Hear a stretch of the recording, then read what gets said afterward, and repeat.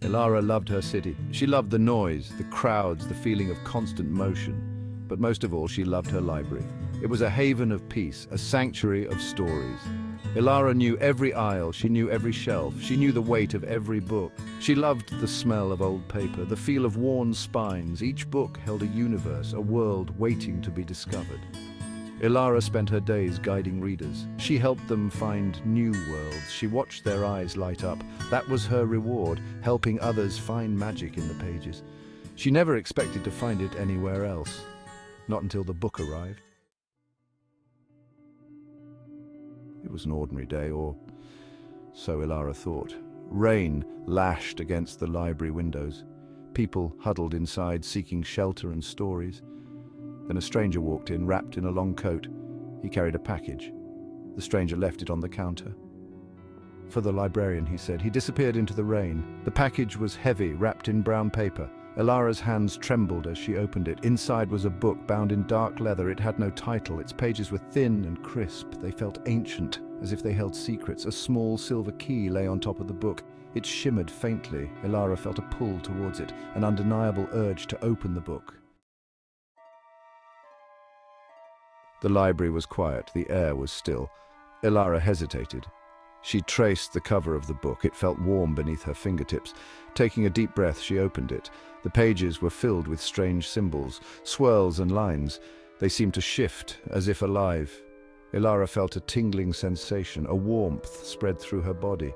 The air shimmered around her. The library dissolved. When the light faded, Elara gasped. She stood in a forest. Sunlight dappled through the leaves. Strange birds sang in the trees. The air was sweet, filled with the scent of flowers. It was like stepping into a dream, a world more vibrant, more alive than anything Elara had ever known. This was the world of the book, the realm of Etheria. Etheria pulsed with magic. It was in the air, the water, the earth. Elara saw flowers that glowed, trees that reached for the sky. She saw creatures she could only describe as fantastical, winged cats with eyes like sapphires, tiny shimmering dragons, deer with antlers made of crystal. Etheria was a tapestry of wonders. Elara spent days exploring. She followed winding paths. She swam in crystal clear lakes.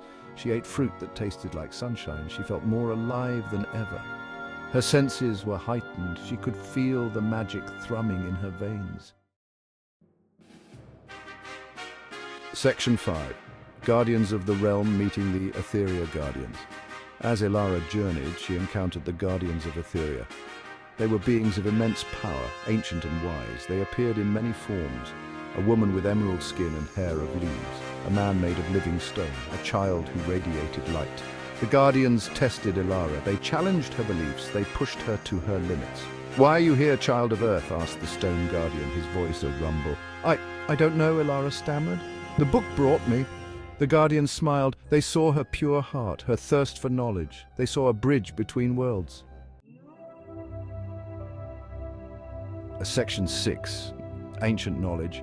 Timeless wisdom, Elara's magical education. The Guardians became Elara's teachers. They shared their wisdom. They taught her about the magic of Etheria. They taught her about the interconnectedness of all things. They taught her about the balance between the mundane and the mystical. Elara learned to listen to the whispers of the wind, to read the language of the stars. She learned to harness the energy within herself, to see the magic in the everyday. She discovered her own power, not to control, but to nurture, to heal, to inspire. Section 7. Bridging two worlds. The intertwined destinies of Etheria and Earth. As Elara delved deeper into the magic of Etheria, she began to understand. The two worlds were not separate, they were connected, like threads in a tapestry. What affected one affected the other. The Guardians explained that the balance was threatened. Darkness was spreading from Elara's world. It cast a shadow over Etheria. "You are the bridge, Elara," said the woman with emerald skin. "You can bring the light back to both worlds." Elara knew what she had to do. She had a choice. Stay in the safety of Etheria or return to her world to face the darkness, to share the light. Section 8. The city transformed, Elara's return and its impact. With a heavy heart, Elara said goodbye to the Guardians. She touched the book, closed her eyes and whispered, "Take me home." When she opened her eyes, she was back in the library. The book lay open on the counter. The silver key glowed faintly. The city seemed different, duller. The magic of Etheria lingered in Elara's heart. It shone in her eyes. She couldn't ignore the darkness. She saw it everywhere. In the tired faces of strangers, in the neglected corners of the city. Elara knew what she had to do. Section 9, Seeds of Wonder, Inspiring Change and Imagination. Elara started small. She brought flowers to the library, bright, colorful blooms. She shared stories of Etheria, tales of wonder and magic. She listened to people's worries, their fears. She offered kindness, a smile, a listening ear. Slowly, subtly, things began to change. People smiled more. They stopped to smell the flowers. They looked up at the sky. They saw the beauty around them. The magic, it was always there. They just needed to be reminded. Section 10. The Everyday Enchantment, Finding Magic in the Mundane. Elara taught people to find magic in the mundane, in a shared laugh, in a helping hand, in the warmth of the sun, in the sound of rain. She showed them that magic wasn't about spells and potions. It was about connection, compassion, love. The city started to transform. Murals appeared on buildings. Gardens bloomed in unexpected places. Music filled the air. The city was coming alive again.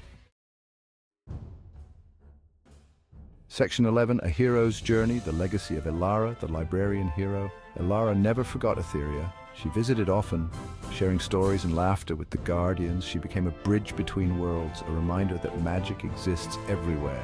You just have to open your heart to see it. Elara, the librarian, became Elara, the hero, not because she slayed dragons, but because she opened hearts. She reminded people of the wonder within themselves. She showed them that even in the busiest city, magic could bloom. The end. See